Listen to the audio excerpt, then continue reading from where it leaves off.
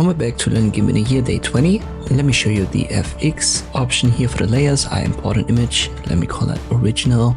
And by default, that should be empty.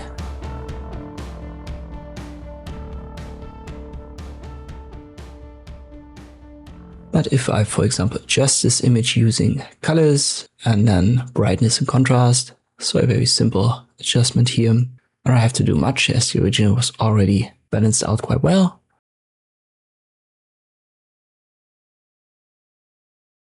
I'll confirm, and now you can see there's an FX, and if I left click on it, this opens the layer effects, and here we can see brightness and contrast.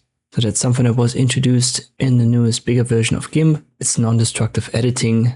I can make that visible, invisible, and left click on it to re-access it. So in this case, I've went into an extreme, and I can simply click on the edit option, bring that down. So the origin is always preserved, and we have these layer FX basically layered on top. You can also delete them right here using the X.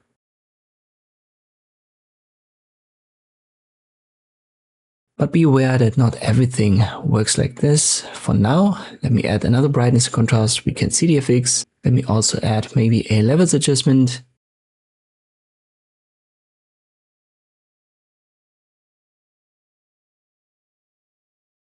We simply need a couple of effects. And if I open this, we can see the levels and the brightness and contrast. So this is easily stored. But for example, the color balance, let me go to an extreme. I confirm.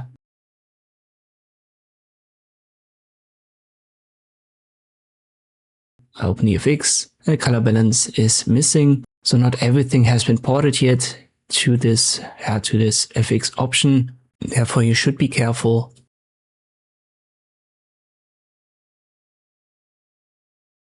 Let me delete this one as well.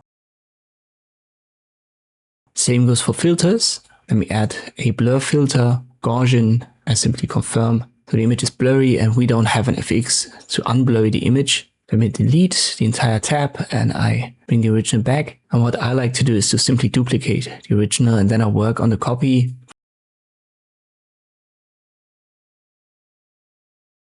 For example, add a blur and change the color balance. And I still have the original below. So just in case that I need it, just in case I messed up using with any of the adjustments that I've made, any of the filters, I can easily bring back the original because I have it here as a backup. So until everything has been ported with this FX, this non-destructible option, it's a good idea to simply duplicate the original, make the original invisible and keep it as a backup until you've got the desired results. It will save you a lot of time, a lot of hassle, and it's certainly a better workflow, at least for now. I hope this video was helpful. Thank you for watching and I'll see you next time.